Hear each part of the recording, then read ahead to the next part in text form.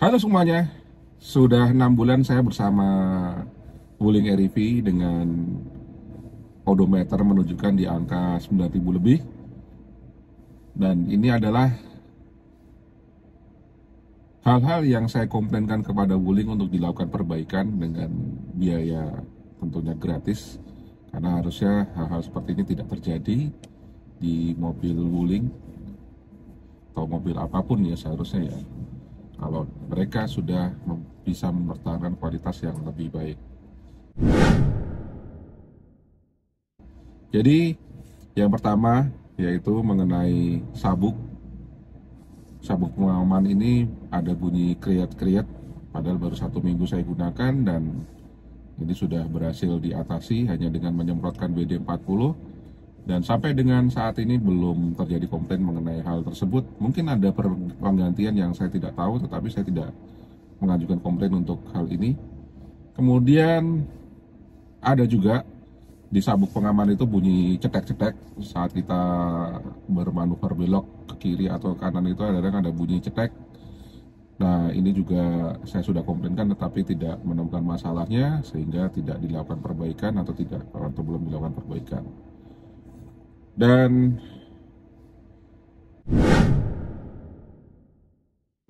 kemudian yang selanjutnya yaitu adanya bunyi trek di dashboard, di mana di dashboard ini ada bunyi ketika kita melakukan perjalanan yang melewati jalan bergelombang atau berlubang, sehingga ini mengganggu dan sampai saat ini juga belum ada solusinya.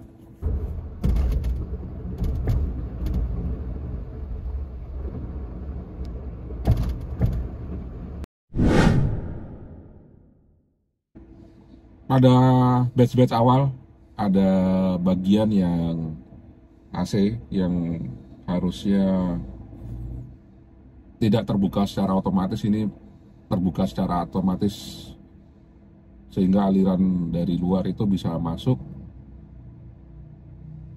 dan saat tersiksa pada saat kita ada di belakang mobil yang menggunakan solar seperti truk atau beberapa mobil jenis solar lainnya, karena udara dari luar itu masuk dan itu mengganggu.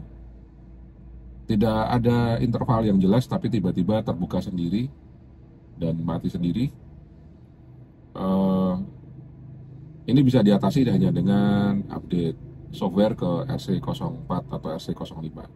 Itu jenis versinya ya, yang bisa dilakukan ke dealer Wuling dan masalah tersebut terselesaikan.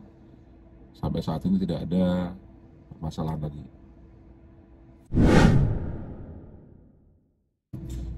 Yang saya alami sekarang juga ada airbag menyala, entah ini kenapa dan tidak bisa hilang.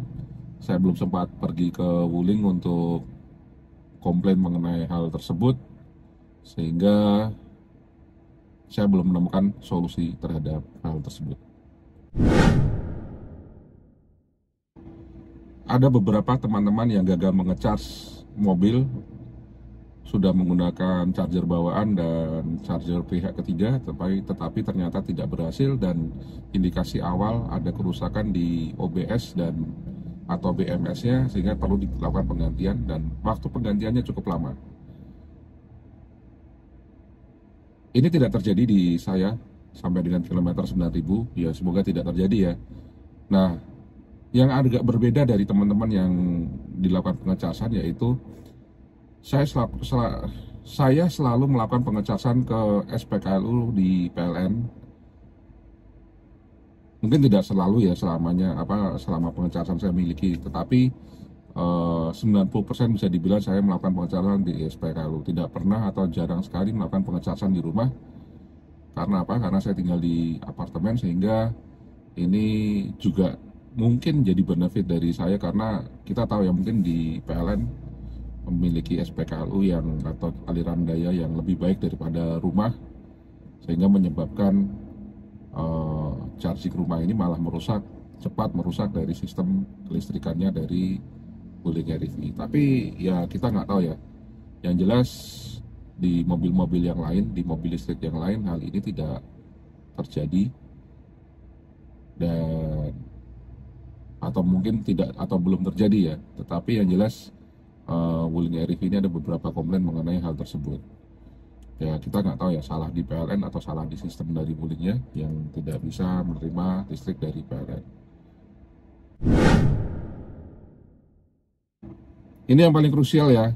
Dari hari pertama saya terima mobil ini, sudah saya tanyakan kepada sales mengapa mobil ini ada belang pada bagian kiri kanan depan belakangnya mobil tersebut. Kalian bisa lihat di video yang sudah saya dokumentasikan. Nah, yang dia bilang pertama kali sales ini memang seperti itu, tetapi kemudian saya coba, oke lah, saya terima dulu, dan saya coba cari warna pink yang ternyata warna ini juga cukup sulit ditemui ternyata. Nah, di warna pink ini pas di jalan juga saya temui adanya belang juga. Akhirnya, tapi beda, belangnya nggak separah punya saya, cuman saya nggak sempat untuk fotokan ya untuk hal tersebut ya, karena tidak begitu terlihat belang ini. Beda sekali dengan mobil belang yang saya dapatkan. Setelah berapa lama, pada saat saya servis di 5000, baru saya melanjutkan komplain mengenai hal tersebut, dan betul mereka akhirnya melakukan perbaikan terhadap warna pink ini. Tetapi ya bisa kalian lihat di foto ya, apakah ini sudah menyelesaikan masalah atau tidak.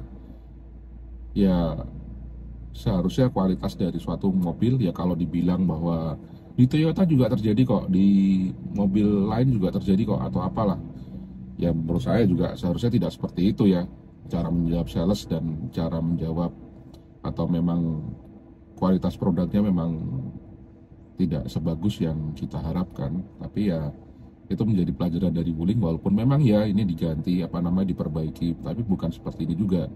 Karena apa? Perbaikan ini tidak diberikan mobil pengganti. Artinya apa? Berarti ada waktu di mana saya harus meninggalkan mobil ini di dealer dan tidak diberikan, tidak bisa saya beraktivitas karena mobil ada di bengkel. Dan ini cukup lama, sekitar 1 minggu lebih untuk perbaikannya.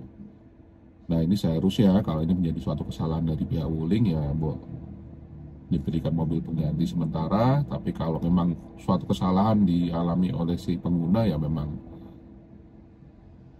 itu adalah tanggung jawabnya dari pengguna, karena ini kan dari awal bukan kesalahan dari saya gitu. Ya semoga Wuling bisa menjadi lebih baik ya dalam memberikan produk yang didelivery ke pelanggan, karena bagaimanapun ini menjadi citra kalian, yang dimana ini adalah tahun ke-6 ya kalau nggak salah ya Wuling ada di Indonesia, dan harusnya bisa belajar banyak terhadap itu untuk bisa meraih pasar di Indonesia. Karena cukup bagus ya, maksudnya mereka bisa CKD, mereka berinvestasi cukup banyak, cukup besar, dan salah satu pabrikan mobil Cina di Indonesia yang cukup besar dibandingkan dengan yang lainnya, dan mereka cukup serius untuk membangun pasar di Indonesia. Ya kurang lebih itulah yang seharusnya bisa menjadi perbaikan dari Wuling sendiri. Oke, itu saja hal-hal yang pernah saya komplainkan ke Wuling untuk dilakukan perbaikan, dan ada beberapa yang masih menjadi PR, terutama bunyi pada dashboard yang cukup mengganggu sebenarnya, tetapi belum ada solusinya. Terima kasih sudah menonton dan bye-bye.